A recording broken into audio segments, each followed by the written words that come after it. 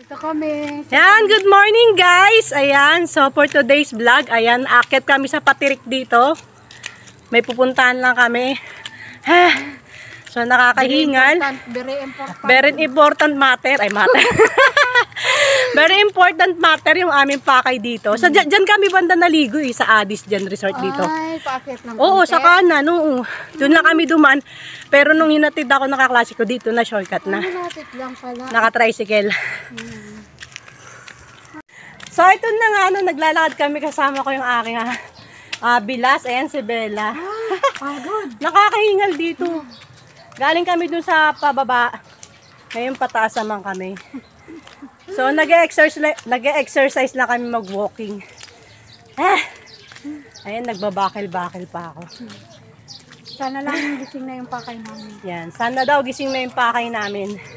So pasensya na kayo, medyo haggard, kagigising lang. Habagong. Yan. Ito na, this is it. So finally, we're here. Tao po. Anything here. So ayan, nandito na kami sa Pero lasang pa talaga. sa Balahibuan. Chal ka naman, Nay. Ayan. Sa Balahibuan kami, ayan. Ayan yung mga tinutuhog namin na balahibo, guys. Ayan. Tapos tinutuhog ni Daddy. Ayan. Tapos ginagawa nilang anong tawag dito, Tay? Feather duster. Ayan. So ayan, ganito yung ginagawa ni Tatay. Ayan, feather duster. Yan, binibenta yung mga pamagpag na mga pamagpag to sa mga alikabok, sa sasakyan, pwede rin sa opisina. Ayan, so puro balahibo yan. Lahat yan. Ayan. Yan si Nanay, kasama ko. Nanay ni Bella ng bilas ko. So ganyan po yung ginagawa ni Tatay. Ayan, ganyan yung pagtuhog ng balahibo. Pag malalaki ganyan, nakahiga sa sa lamesa yung ay nakatayo yung karayom sa lamesa. Oo nga. Yan. Kilala mo yan si Elwin? Oo, dito yung nag-ano, di ba, Tay? Tutog din si Elwin. Oo. So yan, ayan pa yung mga feather duster. Ano yan sila? Yung rusher ni Ate Virgie dati. Oo, yan. Mga Nakasabit yan. Si Elwin, mabilis Bilis yan si Elwin. Yan, ganyan po yung pagtutog namin ng balahibo. So, ginagawa ko rin po yan, kaya nandito ako. Dahil kami kukuha ng balahibo habang nasa bahay. Ayan. Nakasabit yan. Mga yari na yun. kayo guys. Oh. Follow kayo kasi one of this day. Nakalabanin na ni Malo si Kuya. Wala. Joke lang yun niya. So, ayan. So, nandito na nga kami, sa paggawa ng mga feather duster. Ayan.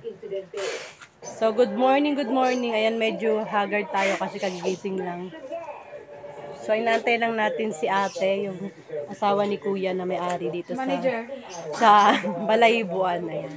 Ang ating manager. Yung manager po, ayan. So, ayan. So, actually, maliligo na ako, pero pumunta muna kami rito para meron kaming balahibo na tutuhugin po. Hindi, nagbablog po ako. So, ito po yung feather duster. Ayan. Kapag naka-isang yarda na po, nirorolyo po rito sa kahoy or kawayan. Na stick. Ayan. Ayan. Tapos, binibenta na po to sa market. Import-export. Import tsaka export. Yan. So, ito po yung amin dito sideline sa mga taga-Bulacan. Ayan. Sa mga walang ginagawa dyan, punta na kayo dito, guys. Para meron kayong extra income at hanap buhay.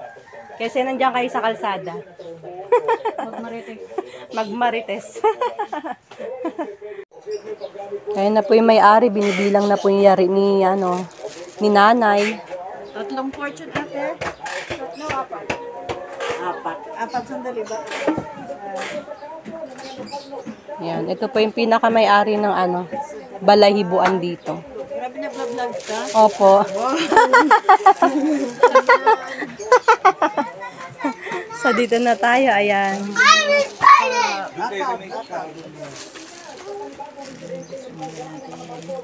Yan, nililista na ni Mami. Iba yung price ng fortune, no? Isa. Ilan tulis ate? Ilan daw tulis? Ilan nga? Tatlo tulis. Siya nire-record po ng may-ari para po may lista siya. So, ayan. Sa mga gustong maging ano dyan, manunuhog. Yan. Drop by lang kayo rito, guys. 12, 13, 14, 15, 16. Tama ate? 19? Wow, Tama? ang daming yari na. 19? Tama daw, 19. 19? Oh, 19 daw po yung yari. So, inalagay na sa sako yung mga yari. Oh. Okay, marami na to. Hi! Shout out! Ano po pangalan nyo, te? Juliet. Ayan, punta po kayo dito kay Ate Juliet sa mga gusto magkaroon ng ano dyan. At saka, Hanap buhay. gustong bumili. Mga gustong bumili na yarina, guys. Yan. Ito. Mga ganyan, mga feather duster. Sa banda rito. O, sa banda rito, how much naman yung ganon? Na, baka kayo masagasaan. Ayan, sa mga gusto pong bumili ng mga yari ni ate, ito nga pala yung kanilang yari, oh.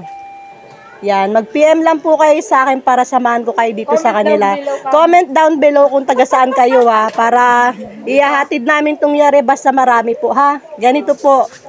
Quality po itong mga mima ko, hindi po yan nalalagas. Maganda po yung pagkakatira nila rito. Ay, pagkakagawa. Yan. Doble tayo yan. Tapos dinikit, may tayo. Oh, doble tahi, tinahi pa. Dinikit pa. Oo. Nalalagas na rin may-ari yung pamagpag, hindi pa raw. So, ganito siya quality, guys. Kaya dito na kayo bumili, ha?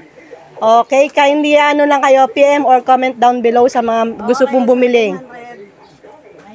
Meron si nanay, Yan. 706. Wow! May 700 si Mami sa kanyang yari. Not bad! Kung nakaupo ka lang, 15 lang. Oh, ayan. So, ayan, naka 700 si nanay.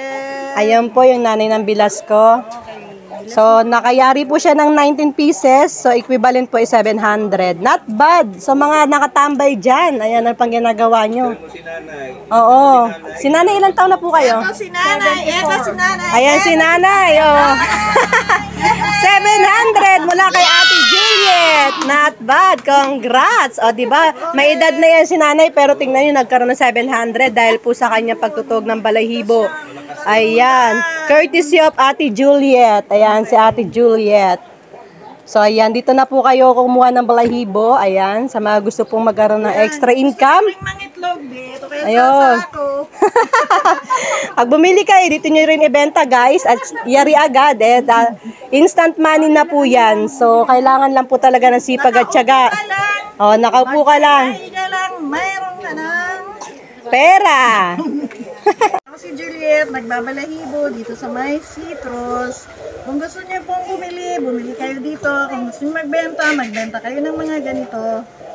Binibili ko po isa-isa, ibang klase. Mayroon pong ganito. At mayroon din pong ganito. Fortune. Ano na kayo? Opo. Fortune. Fortune, tulis, Tsaka pantay. pampay. Tapos ako na po yung naggagawa nito. Kung gusto niyo rin po nito, pwede rin po kayong bumili dito. Pwede rin wholesale, pwedeng retail. Basta pumunta lang po kayo dito. Ayan. Hi. So guys, ayan po si Ate Juliet. Ayan, narinig yung sinabi niya sa mga gusto po magkaroon ng extra income. Punta lang po kayo rito kay Ate Juliet. Pwede po kayong bumili at dito nyo rin po sa kanya ibebenta. Sa mga gusto naman pong bumili na mga yarina, ayan, yung mga feather duster nila na ganito na sulit at saka legit po at maayos po yung pagkakagawa nila. Nakatahi, nakadikit, hindi na po malalagas. Punta lang po kayo kay Ate Juliet. Ayan, ayun po yung kanyang asawa. Ayan po yung mga kanilang yarina. So, ayan po lahat yan. So, comment down below lang po kayo guys sa akin para po malaman natin kung taga saan kayo para kung gusto niyo pong bilhin ng mga yari na mga feather duster natin, ipipm nyo lang po ako. So, ayan po sa Ate Juliet yung may-ari ng balahibuan dito po sa Citrus. Yan. Bye-bye daw po and thank you guys. Thank you. I-edit mo pa. So, ayan, pababa na kami guys. So, finally, nakakuha na kami ng balahibo. Ayan. Let's go. Pababa naman to, no? So, ayan. Not bad. So, walang ginagawa sa bahay. Ito ang gagawin natin. So, ayan, pababa na kami. Ayan. Ayan si Bella at saka si Nanay. Ayan. Pasensya na kung namumutla, walang lipstick. Kagigising lang kasi. So, ayan, pababa naman. Kami, kita nyo naman, ang bilis ng baba namin. Hindi kami hinihingal. Ayan. Pababa kasi, ayan. So, ayan, may balahibo na kami. Ayan. Siyempre, hindi kami naka-insured, kaya tatabi kami. May motor, hindi kami naka-insured. Ayan. Yun, haggard talaga ako. My God. So, okay lang yan.